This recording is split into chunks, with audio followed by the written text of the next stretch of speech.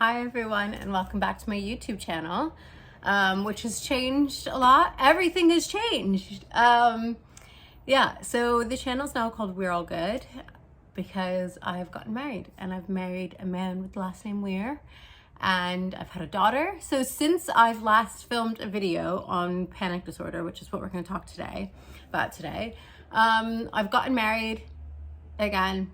I've had a baby. The first time I filmed a video on panic disorder was almost 5 years ago now, and it is my most watched and liked video. And I never thought that when I filmed that, I thought maybe somebody would watch it and maybe it would help somebody just feel like a little bit more positive in their journey. I did not think that I would get emails and like DMs and messages from around the world, and like the comment section, it fills my heart with so much like joy, because I think it's so important, especially if you're suffering from like debilitating anxiety, that you realize that you're not alone. I think often there are people who just are like, well, just get up and do it. Like, just do it. Just push past it. Like, I don't get it. Like, what's the big deal? And you're like, yeah, this isn't helping. Like, thanks. I just feel like more of a freak now. And it's shit. It's shit.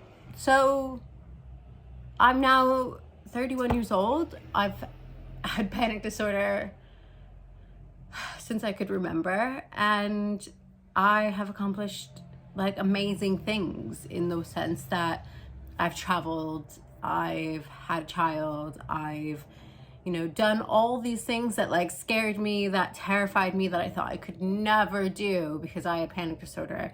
I have made it through all these like evenings stuck on the bathroom floor, and I've been like through hell and back in relationships, and yeah, so here I am in London, coming to you from our very tiny apartment, our transitional home before we buy. And we're gonna start this series back up, because the more I spend time on this earth living and the more I talk to people, I realize that this is such a prevalent issue in our world, and that people are just not talking about it in a way that's productive or healthy or non-judgmental. And I think that is the most important thing. So I kind of thought I'd break this up to being like a series. And in this series, I thought we could talk about a few things. When did it start for me? How did it affect me growing up? How did this like manifest in me physically? Is there a cure? How do you manage? What was my turning point? How can you get support, or how did I get support? How do you explain this to family and friends? The mechanism of how it works, which a lot of this is covered in my first video, but like I said, it's been like almost 5 years. Let's just revisit it a little bit. And then there's other things. There's so much stuff that, excuse me, promise it's not COVID. There's so many things that go into panic disorder. So codependency in panic disorder, and how can you help your partner without becoming a crutch? And so I'm going to break these up into a bunch of like digestible videos, because we've just done an intro and it's already at 4 minutes and 12 seconds. So let's make it easy for you guys. So today, let's just talk about me and maybe a little introduction into me. My first memory, one of my first memories, was being in the sort of lounge living room in my house, and my older sister, I have two sisters who are 14 and 15 years older. One of my older sisters was watching Candyman, which is a frightening movie for a child. I was about 5. And my brother, who's a few years older, was like really interested in watching it. He wanted to see a scary movie. He was just about that age where like that was of great interest to him. And I was terrified. So I kept sort of like popping my head in and out of the room. Now, I don't know what the scene was. I don't know what it exactly was, but there was something in that film that just triggered a panic attack. And I felt as if I was like dying. I felt so scared and so panicked. I was like hyperventilating. And then I felt like I was going to be sick, which was a feeling that always really scared me growing up. I really hated the feeling of being sick. It almost was like a phobia. And so until I got pregnant, and we'll go over panic disorder in pregnancy at some point as well. And I threw up, and I remember I felt a little bit better. Now, when I was a kid, they thought I had stomach issues because I would throw up all the time.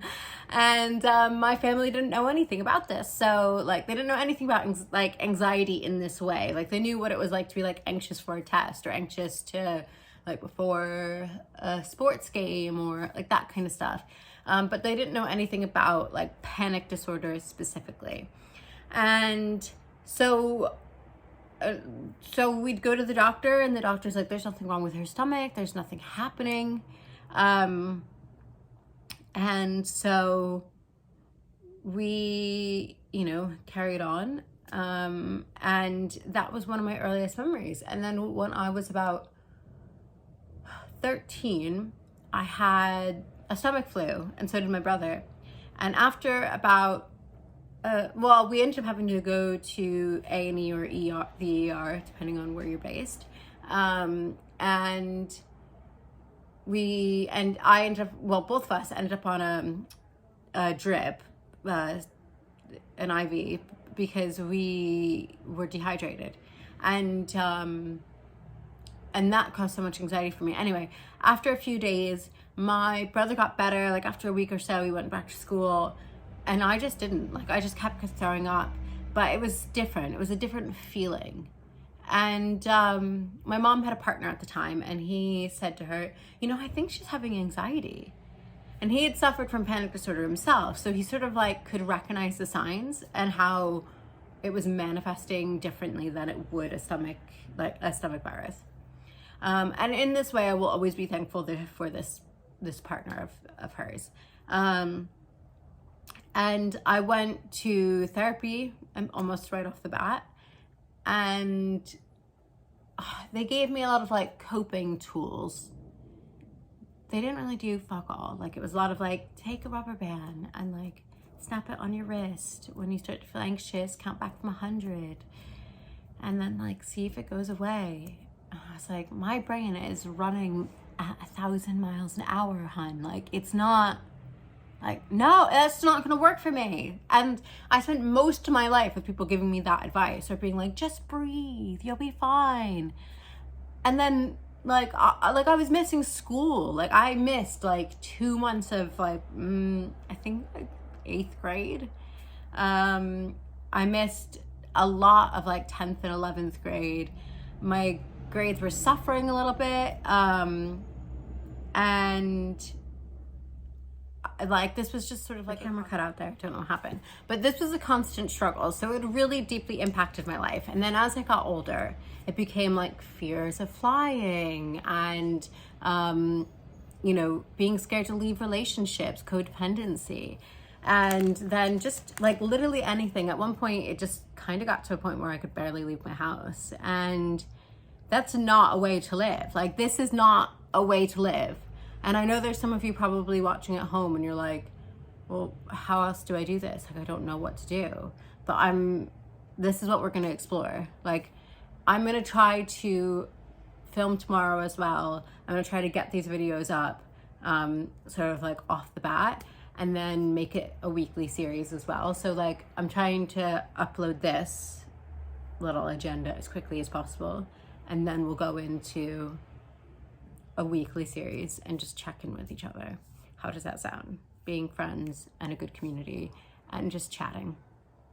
So it had deeply impacted me. And anytime a little bit of fear would come up for me, it would be explosive. It wasn't just this is scary shit. And now I'm going to give you guys a trigger warning here because I'm going to describe my symptoms. Right. I would be fully sweating. I would be shaking. I would be sort of hyperventilating, feeling like I'm going to be sick. So I'm almost needing to be sick because I need that like adrenaline of like throwing up to then be okay. Not being able to sleep. Just like sometimes feeling like I can't breathe. Just this like feeling of doom overtaking me to the point where I would be immobile. Like I just lay on the floor sort of immobile. And it's a terrifying feeling. It's an absolutely terrifying feeling. And that's something that if you don't have panic disorder, I want you to really understand that as much as this does manifest physically, but as much as it is a mental disorder, and it does manifest physically, and it feels fucking terrifying. And it's really easy to try to say, okay, we'll just like keep on and carry on.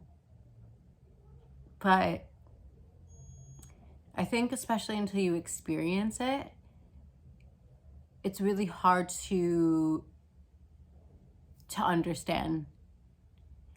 And I don't wish for anyone to experience it, because it's actually fucking horrible. And I'm even willing to release a video, show you guys a video. And again, I will put this in here. And I just want to say a massive trigger warning. But this is how one of my panic attacks that happened a few years ago looked like. I need you to understand I'm actually not okay right now, and I'm not acting. This is just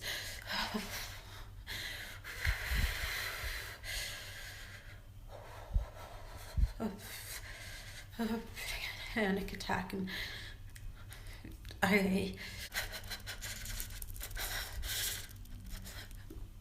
if you could just sit with me as like.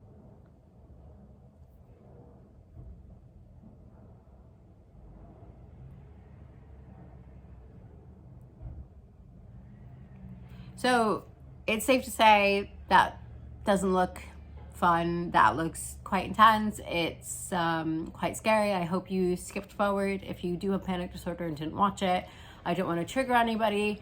It is quite graphic. And the important thing is that there is hope. And I had a massive turning point where I had checked myself into an outpatient that was mindfulness focused.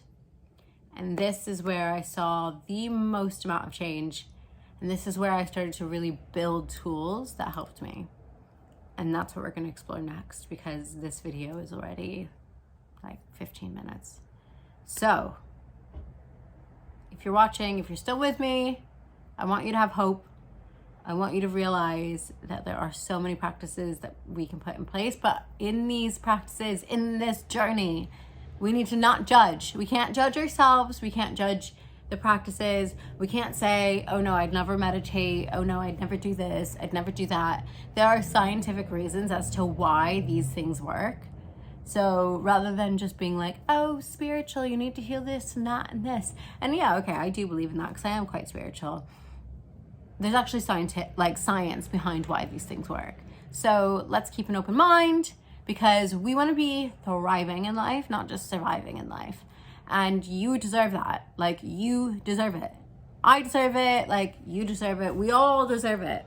And we're gonna not let panic disorder kick our fucking asses anymore. We're done with that, right? We're done with it. So if you like this video and you like me, hit subscribe, give it a thumbs up, because the more you do, then the more I can make more because of ads and things like that. So that's the truth. And I have more time and energy to put towards this, and even like can create a budget to make things a little bit higher tech. And yeah, and if you want to follow along with me on Instagram, it's Rachel, Racheal S Weir, WEIR. And yeah, you can also spot my new wedding photos and everything else, and our daughter, and tons of fun other things.